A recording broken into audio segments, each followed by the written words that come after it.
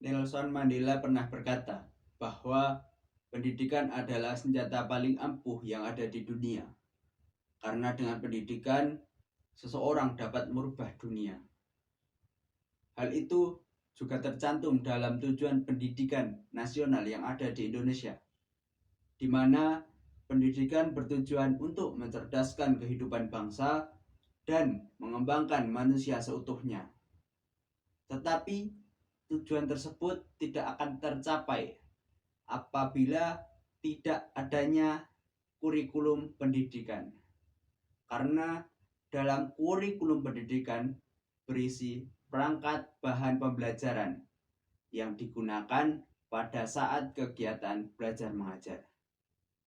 Nah, lalu bagaimana dengan kurikulum pendidikan di masa lalu, terutama di abad pertengahan, dan terutama juga di pendidikan tinggi?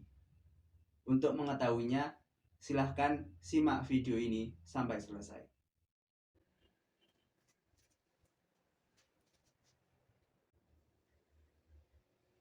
Assalamualaikum warahmatullahi wabarakatuh. Selamat pagi, selamat siang, selamat sore, selamat malam, kapanpun Anda menyaksikan video ini. Pada kesempatan kali ini, saya akan mencoba membahas satu tema penting pendidikan, yaitu kurikulum pendidikan tinggi di abad pertengahan. Jadi, bagaimana sih kurikulum yang digunakan oleh pendidikan tinggi pada masa itu?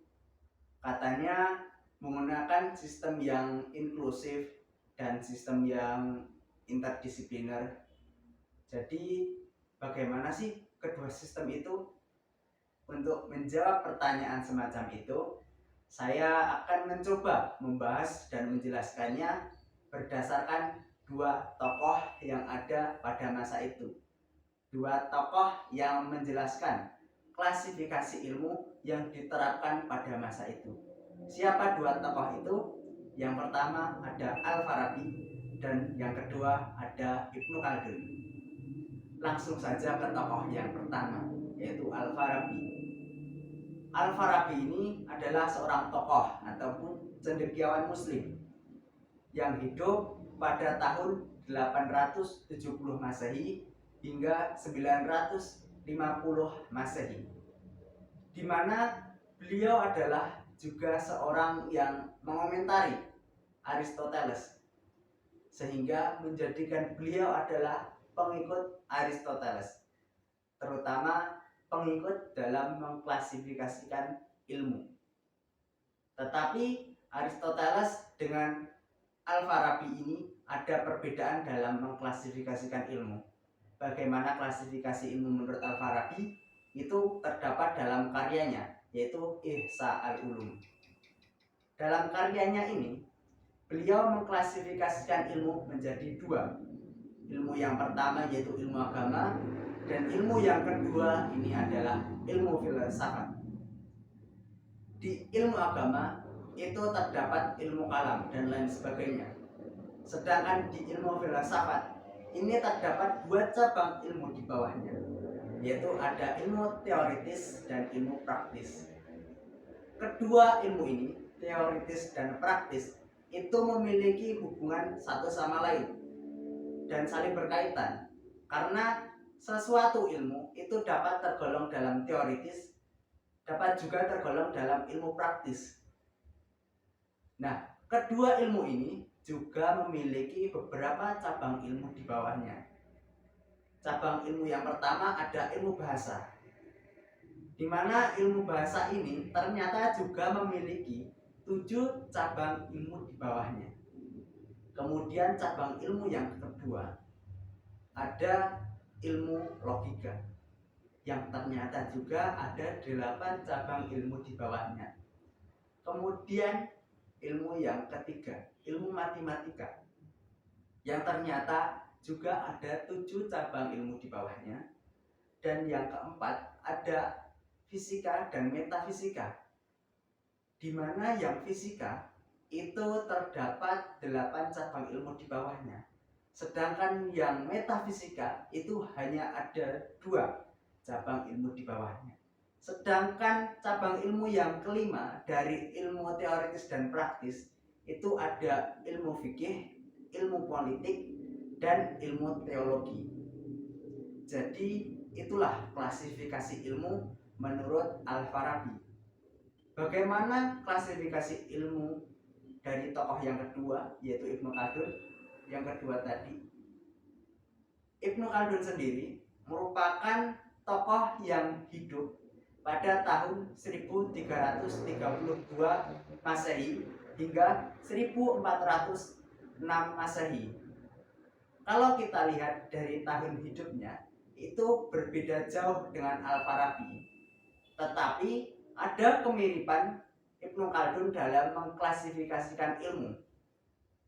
Kemiripan di antara kedua tokoh ini ada, tetapi di klasifikasi ilmu menurut Ibnu Khaldun ini ada perbedaan untuk perluasan, di mana Ibnu Khaldun menjelaskan klasifikasi ilmu atau membahasnya itu dalam karyanya yaitu Muqaddimah, di mana beliau mengklasifikasikan ilmu menjadi dua, yaitu ilmu alam dan ilmu agama. Di ilmu yang pertama, ilmu alam. Ilmu alam ini dapat dikatakan juga sebagai ilmu rasional ataupun ilmu akliyah.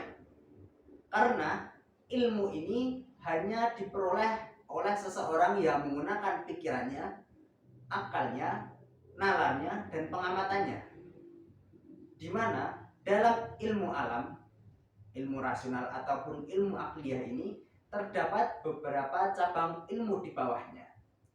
Yaitu yang pertama ada ilmu fisika, yang kedua ada ilmu metafisika, yang ketiga ada ilmu logika, dan yang terakhir atau yang keempat ada ilmu pengukuran.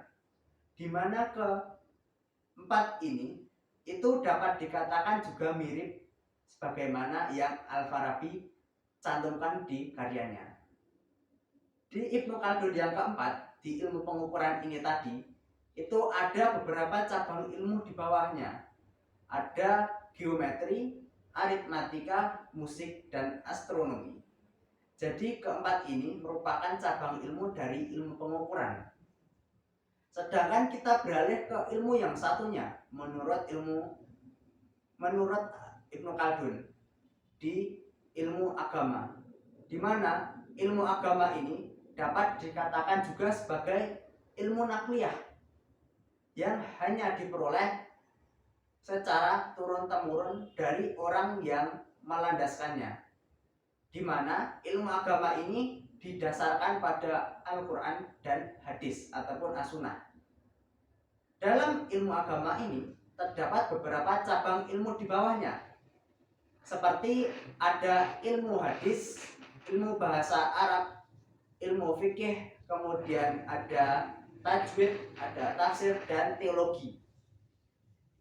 Di mana ternyata di bawah 6 ilmu ini juga ada ilmu lain di bawahnya yang saling berkaitan, yaitu usul fikih untuk fikih dan ilmu perawi untuk ilmu hadis.